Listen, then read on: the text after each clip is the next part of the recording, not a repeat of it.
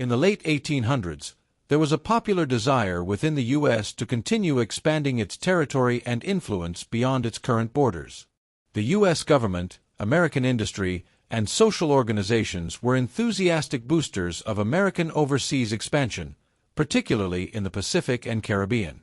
Through military action, diplomacy, and economic influence, the American government acquired new territories, assumed political control over millions of people, and gained access to new economic markets after the U.S. Civil War and through World War I. In this video, we will examine what motivated the U.S. to expand.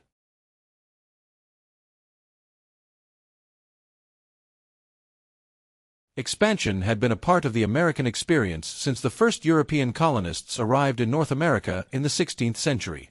As British colonists gained greater control of North America, settlers pushed west to acquire new lands. They carried with them their own cultural and social ideas as they moved. As the colonies became a nation after the American Revolution, the desire to control the continent grew larger in the American mind. Initially, manifest destiny was understood as the belief that the United States was both capable of and destined to extend from coast to coast in North America. Americans had both a moral obligation and a duty handed down from God to spread its ideals, customs, and technological innovations as it grew. Ideas such as liberty, land ownership, capitalism, and Christianity were all aspects of American society that would benefit other groups. New technologies and goods that U.S. companies produced, such as railroads, typewriters, tractors, and other machinery would improve life. Other groups would benefit from what the United States had to offer. The argument went, because American ideals were superior and our technology promised to modernize those considered to be less advanced. Though the initial idea behind manifest destiny, as envisioned by the newspaper editor John O. Sullivan in the mid-1800s, argued that American values would spread naturally due to their superiority, coercion and military force were often used. Additionally, though much of the thought behind expansion was based on ideals, more realistic economic goals also played a role in American expansion. In time, supporters argued that American ideals and goods should continue beyond the nation's own borders. This expansion was envisioned specifically reaching west into the Pacific and south into the Caribbean and Latin American region.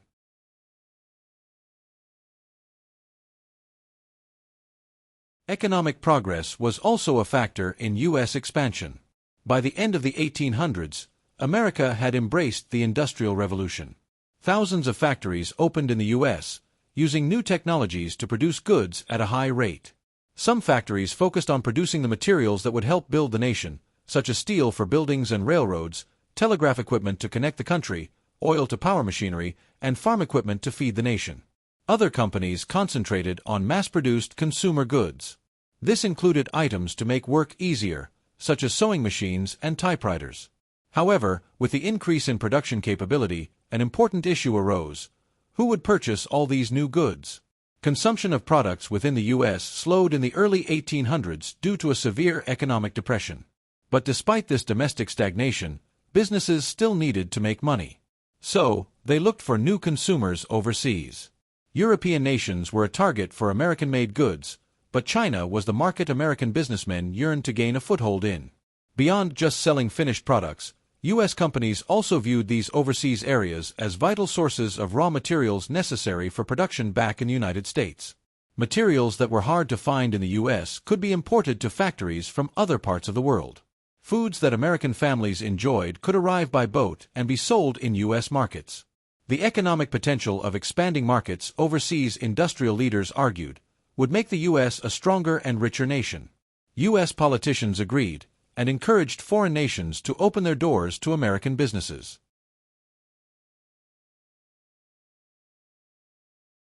A significant element contributing to the creation of the U.S. empire were the perspectives on race and ethnicity during the era.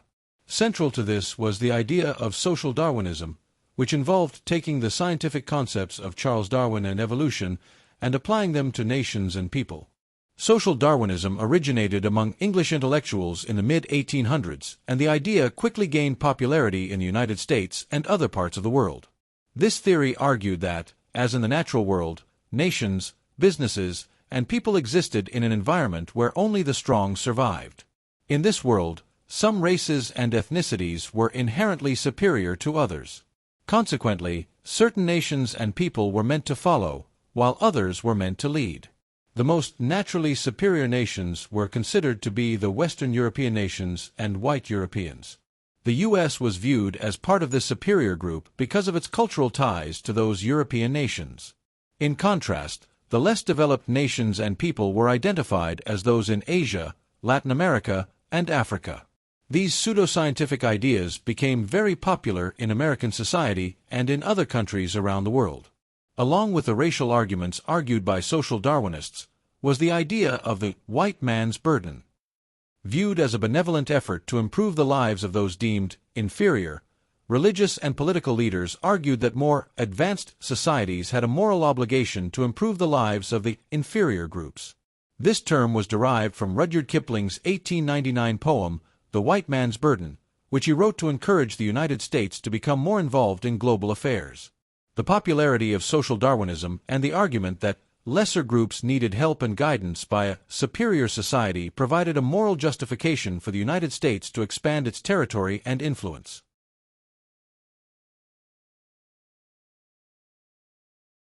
Another key factor in U.S. expansion was the growing ambition to stake a claim as a global power among other nations. This desire was heavily influenced by observing the actions of European powers during the late 19th century. During this period, European nations had networks of imperial possessions. Great Britain, for example, controlled vast territories including India, Canada, and Australia, among others. France and Spain also maintained territories throughout the world. Japan, Italy, and Russia were expanding. Even the Dutch had overseas possessions.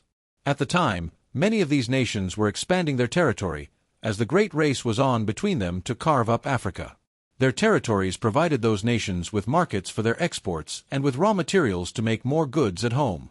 Witnessing this widespread European activity and considering its own increasing economic capabilities and influence, many Americans came to believe the U.S. should also begin to assert itself as a global power.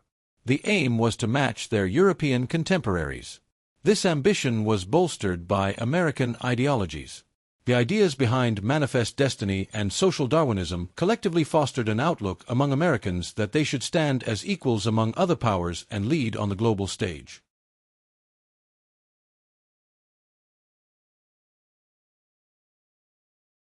National security was yet another reason that many Americans argued for expansion. If the U.S. did not actively seek its own empire, advocates argued it risked losing access to international trade. This fear was rooted in the understanding that other powerful nations could create their own spheres of influence, effectively preventing the weaker U.S. from exporting its goods beyond its borders.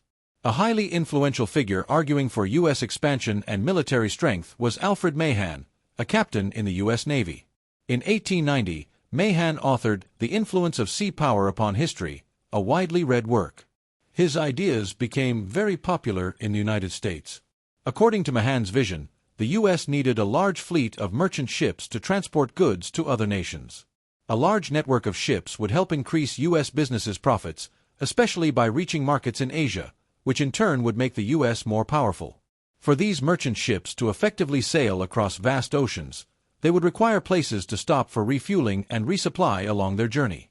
Mahan also argued for strengthening the U.S. Navy. His rationale was that a powerful navy could protect the growing merchant fleet, defend newly acquired territories, and better exert U.S. power internationally. Responding to these arguments and the perceived need for naval power, the U.S. government authorized the construction of 11 new modern warships in 1896. As a result of this investment, the U.S. Navy became powerful enough to rival contemporary naval powers such as Great Britain, Germany, and Japan. By the beginning of the 20th century, the United States had taken control of Hawaii, Guam, Samoa, and the Philippines as part of their effort to protect its new territories and exert its influence.